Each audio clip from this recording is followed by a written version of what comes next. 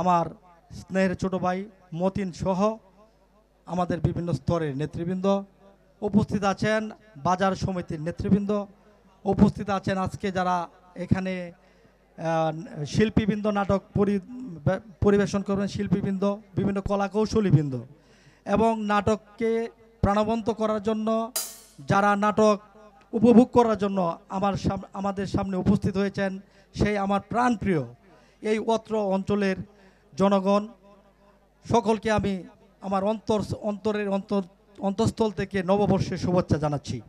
প্রিয় ভাইয়ের আমার, আজকে এই নাটকের পাতায় একটি লেখা, নাটক হোক সমাজ পরিবর্তনের হাতিয়ার, অত্যন্ত মূল্যবান একটা কথা। এই নাটকের মাধ্যমে অনেক শিক্ষণীয় বিষয় আছে।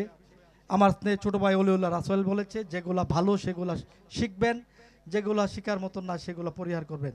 এই নাটক আসলে নাটকের মাধ্যমে মানুষ একটা আনন্দ উপভোগ করে, সারাদিন পরিশ্রম করার পরে, বিভিন্ন পরিশ্রম করার পরে মাঝে মাঝে মানুষের জীবনের আনন্দ প্রয়োজন হয়।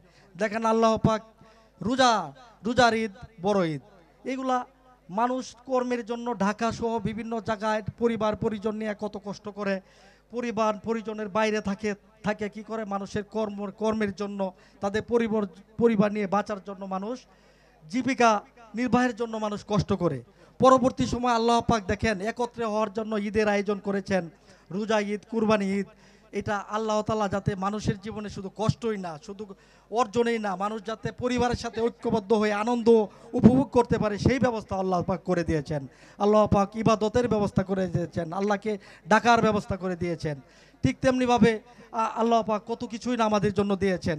যেটা ভালো করার দরকার সেটা আমাদের সব কিছুই দিয়েছেন, ভালো মন্দ যেটা ভালো করার দরকার, ভালো করলে ভালো পাবো, খারাপ করলে খারাপ পাবো। তা আজকে আপনাদের সামনে এই যে নাটকটা এখানে পরিবেশন হবে, সেই নাটকটা ভালোভাবে পরিবেশন হওয়ার জন্য আপনাদের অবশ্যই আপনাদের এখানে সুন্দর একটা পরিবেশ বজায় রাখতে হবে। যদি পরিবেশ এলোমেলো হয় তাহলে এখানে শিল্পীবৃন্দ যারা আছে তারা কিন্তু ভালো তাদের যে শিল্প পরিদর্শন যেটা আপনাদেরকে দেখাবে সেটা করতে পারবেন না। আপনারা একটা জিনিস লক্ষ্য করে দেখেন, খেলোয়াড়রা যখন ফুটবল খেলার বল নিয়ে দৌড় দেয় তখন হাততালি দিলে দেখেন যে খেলোয়াড়ের স্পিডটা বেড়ে যায়, ঠিক আছে না, তখন গোল করে হলায়। এই যখন এখানে শিল্পীরা যখন তার রুলটা বলবে, তখন যদি যে সময় নীরব থাকার দরকার আপনারা নীরব থাকবেন, যে সময় হাততালি দেওয়া দরকার হাততালি দিবেন। দেখবেন যে শিল্পীর যে অরিজিনাল রূপটা, অরিজিনাল যে তার শিল্পের যে প্রদর্শনটা আছে এটা বাইরে আসবে।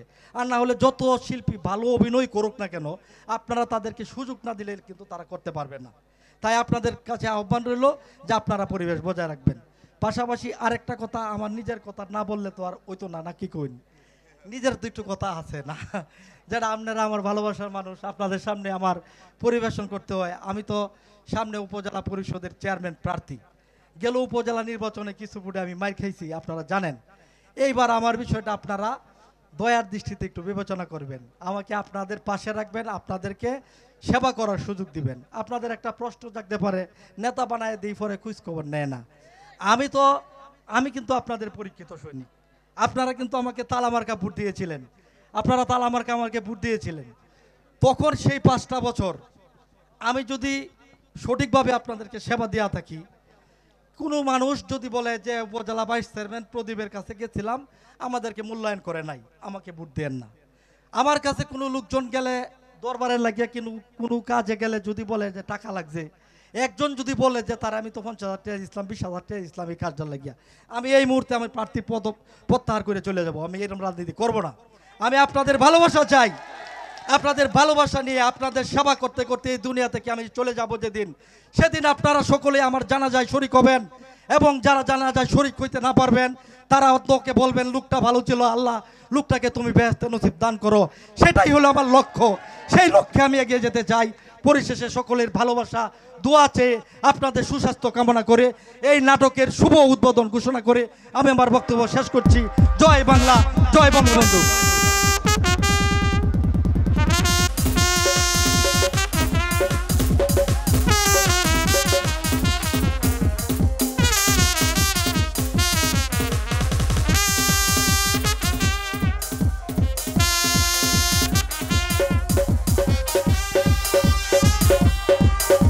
Hello.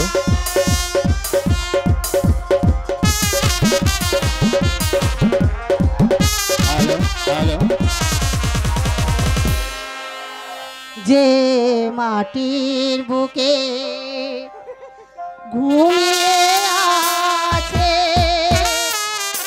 লোক মুক্তি সেনা দে না তোরা দে না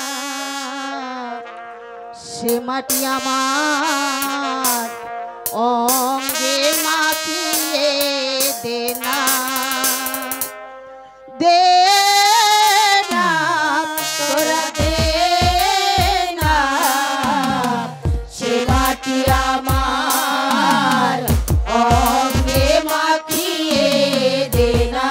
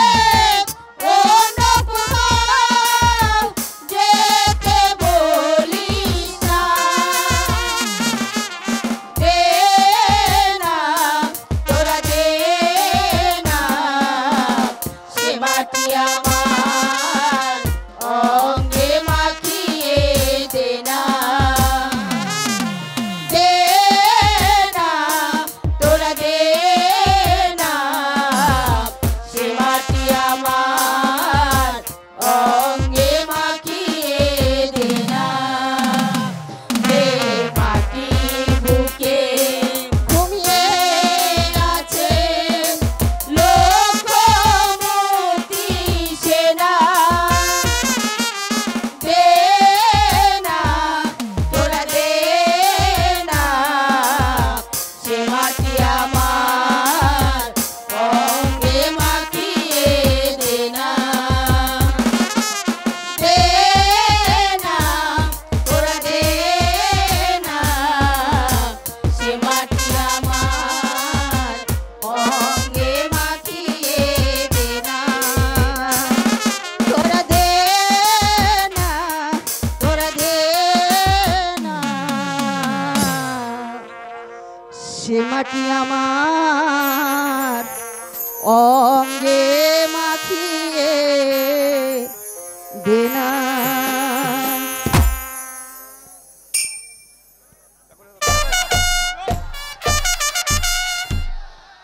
এই নিরাজপুরের রাজা ছিলেন আমার পিতা, তারই সূত্রে আজ আমি হয়েছি এ রাজ্যের রাজা। কিন্তু এই বিশাল সাম্রাজ্য চালাতে গিয়ে আজ আমি বড়ই ক্লান্ত। হে মেহেরবান খোদা, তুমি আমাকে শক্তি দাও, তুমি আমাকে সাহস দাও, তুমি ছাড়া আমার কোনো গতি নেই। এই কে আছিস?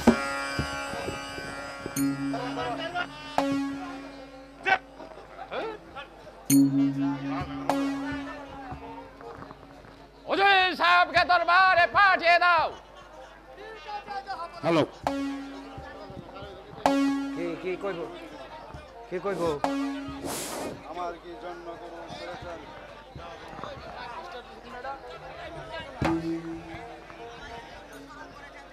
আমায় কি জন্য স্মরণ করেছেন জাহাপনা?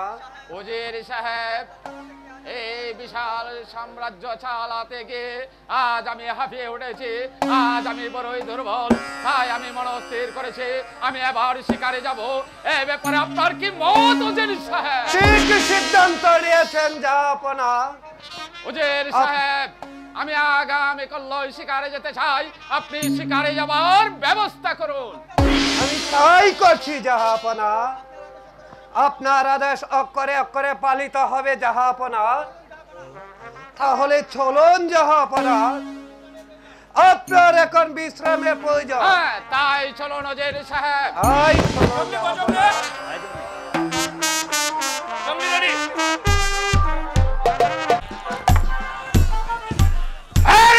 দুনিয়ার মালিক, চুহা আমাকে একটা শিকার মিলিয়ে দে।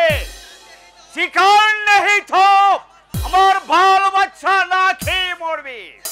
যে মালিক, আমাকে একটা শিকার মিলিয়ে দে। এই তো বড় মাঝে বড্ড লড়াই লেগে গেছে, আমি যাই।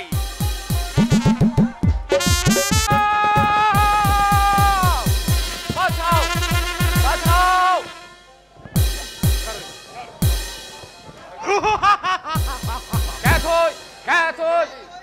কেন এখানে এসেছিস? আমি ডাকাত। ডাকাত? তোমার কাছে যা কিছু আছে অসম্ভব, কিছুতে আমি পরাজয় স্বীকার করব না। আসো আসো শয়তানের দল, আমি দেখতে চাই তোমাদের গায়ে কতটুকু হিম্মত। দিতে হবে। ঠিক আছে।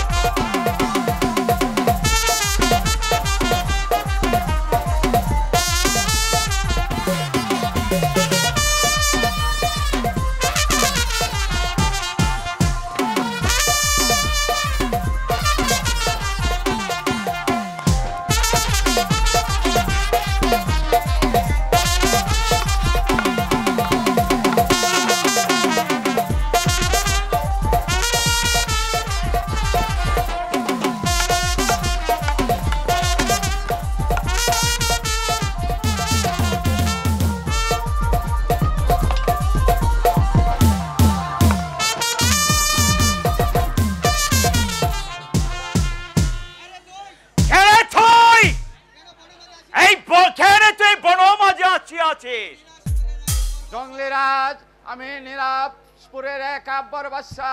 আমি শিকার করতে এসেছিলাম এই বনমাঝে, তাই তো ডাকাতের দল আমাকে হামলা করেছে। তুই রেজা আদমি নে রেজা, তুই আমার প্রণাম নে। জঙ্গলিরাজ, তুমি আমার জীবন বাঁচিয়েছো, তাই তো তোমার কাছে আজ আমি ঋণী। বলো বলো জঙ্গলিরাজ, তুমি আমার কাছে কি চাও? আজ তুমি যা চাইবে তাই দিয়ে তোমাকে আমি খুশি করব। হ্যাঁ রেজা, আমরা জঙ্গলি আদমি আছি, আমি তুহার কাছে কিছু চাইবে ক্লাই। জঙ্গলিরাজ, আমি তোমাকে একটা কিছু দিয়ে আমার মনকে সান্ত্বনা করতে চাই। তুমি অমত করো না জঙ্গলিরাজ, তুমি অমত করো না। ঠিক আছে রেজা। এই কে আছিস? আমার ঝড়ের জামা নিয়ে আয়।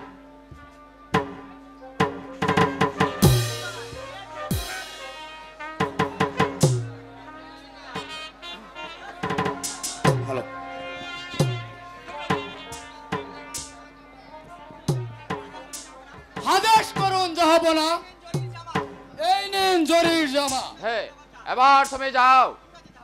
ঠিক আছে জাহাপনা। এই নাও জঙ্গলিরাজ, আমার ঝড়ের জামা। আর ওই বৃক্ষের নিচে বাঁধা আছে আমার উড়িয়া বাজগুড়া।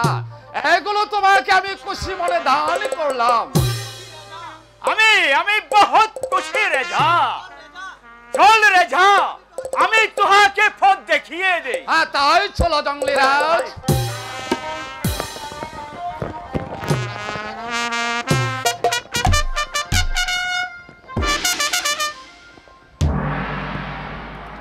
ওজির সাহেব, বলুন জাহাপনা। আমার শান্তিময় রাজ্যে অশান্তির আগুন দাউ দাউ করে জ্বলে উঠছে। কেন প্রজারা আমার বিরুদ্ধে বিদ্রোহ করছে? বলুন ওজির সাহেব, জবাব দিন। প্রজারা আপনার বিরুদ্ধে আচরণ করে না জাহাপনা। ওজির সাহেব, আপনি মিথ্যে বলার চেষ্টা করবেন না। আপনি বলুন বলুন কেন প্রজারা বিদ্রোহ করছে? কি আর বলবো জাহাপনা, বলতে যে আমার বুকের পাঁজরে ভেঙে যাচ্ছে, কণ্ঠ রুদ্র হয়ে যাচ্ছে।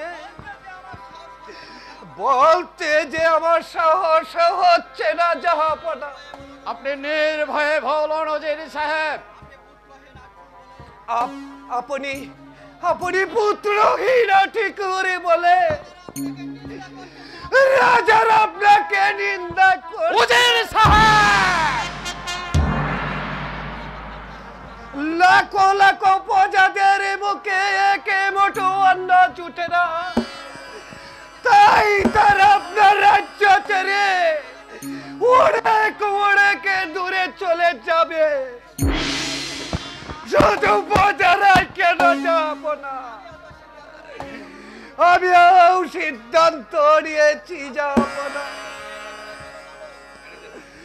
আপনার রাজ্য ছেড়ে ওই ওই ওড়েকে দূরে চলে যাব। ওজির সাহেব, আপনার এত বড় স্পর্ধা আমার সম্মুখে দাঁড়িয়ে আপনি এত বড় কথা বলতে পারলেন, এই সাহস হলো কি করে? যান যান, বেরিয়ে যান, আপনার মুখ আমি দর্শন করতে চাই না। ঠিক আছে জাহাপনা, আমি চলে যাচ্ছি, আমি চলে যাচ্ছি।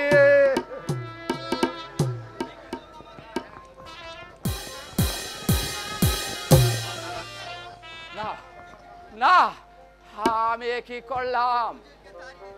উজিরকে আমি তাড়িয়ে দিলাম। না, সে তো নির্দোষ।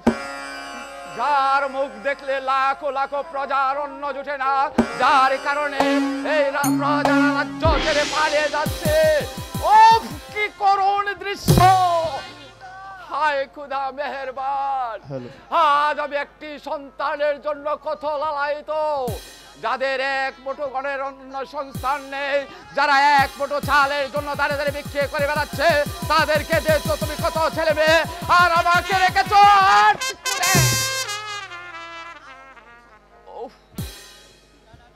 না না না না না না না, আমি আর এই রাজ্যে থাকবো না। এই কলঙ্কিত মুখ আমি আর কাউকে দেখাবো না। বৃথা চিন্তা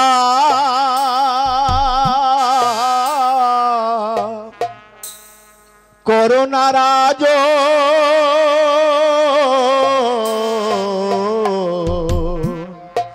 বৃথা চিন্তা, বৃথা চিন্তা করোনা রাজ।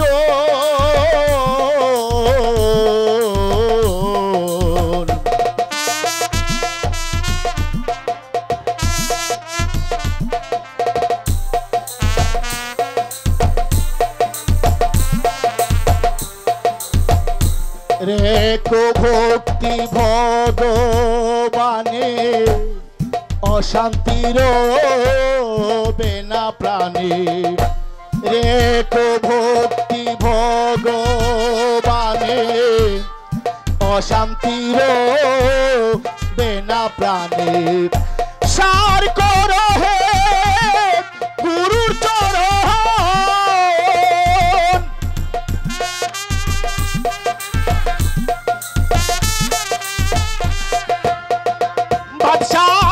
সার করো হে গুরুর চরণ।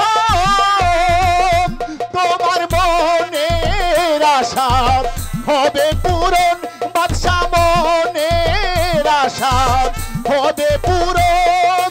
বৃথা চিন্তা, বৃথা চিন্তা করোনা রাজ।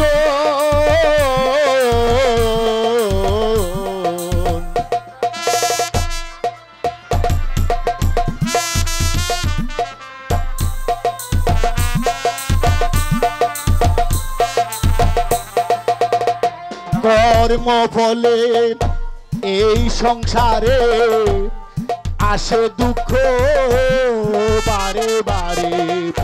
কর্ম ফলে এই সংসারে আসে দুঃখ বারে বারে। কর্মখণ্ড হলে পরে বাদশা,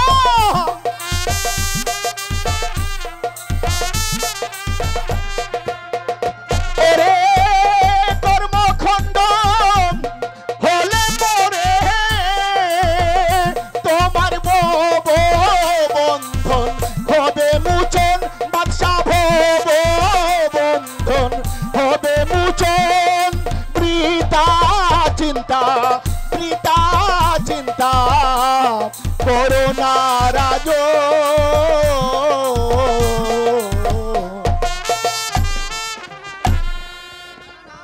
না না না, আমি আর ভাবতে পারছি না হাটকুর বাদশা হয়ে এই কলঙ্কিত মুখ আমি আর কাউকে দেখাতে চাই না।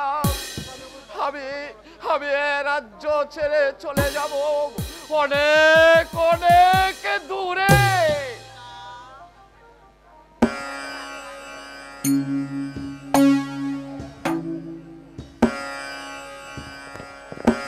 পিতা, তোমার সিংহাসনের মান মর্যাদা আমি রক্ষা করতে পারলাম না, তুমি আমাকে ক্ষমা করো পিতা। এই রইল তোমার রাজ্য, এই রইল তোমার রাজমহল, এই রইল তোমার রাজমুকুট।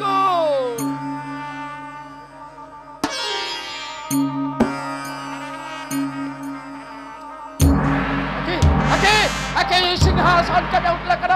জাহানারা, জাহানারা, না না না, আমি জাহানারাকে ডাকবো না। সে যদি এসে পড়ে তাহলে যে আমার যাওয়া হবে না। না না না, আমি আর বিলম্ব করবো না। আমি এখনই চলে যাব সেই নিগম কাননে। আমি আমার প্রাণ বিসর্জন দেব।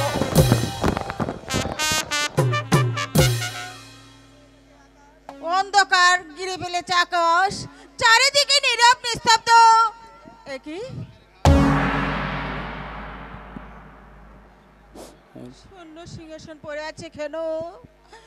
তাহলে কি জাহাপনা পুত্র সুখে রাজ্য ছেড়ে পালিয়ে গেছে?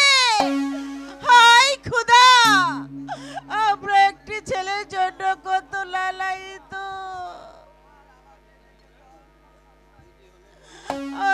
রেখে রেখেছো তোমরা নিঃসন্তান? কেন এরকম করলে খোদা? কেন কেন কেন? কি দোষ করেছিলাম আমরা? হ্যালো হ্যালো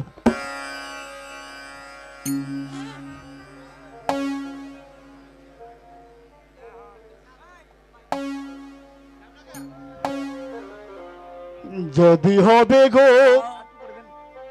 আমার মা,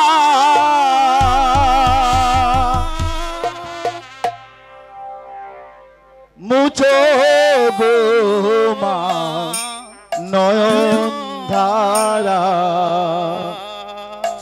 যদি হবে আমার গো মা, মুছো গো মা নয়ন ধারা।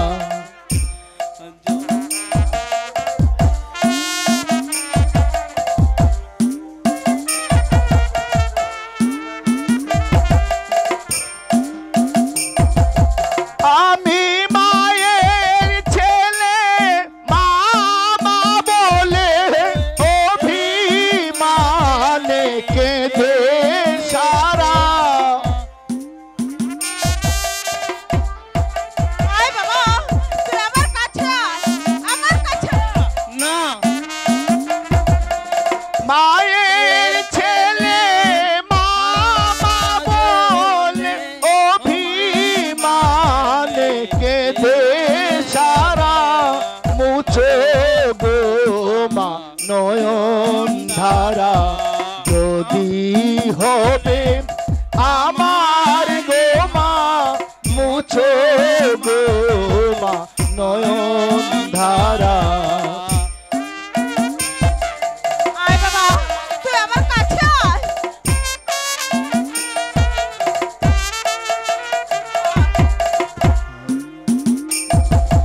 প্রাণের কথা বলবো তোমার মা হয়ে তা বুঝে নিবা, প্রাণের কথা বলবো তোমার মা হয়ে তা বুঝে নিবা, আমি থাকবো তোমার আঁচল ছায়ায়, দেখবে গো মা জনম ধরা,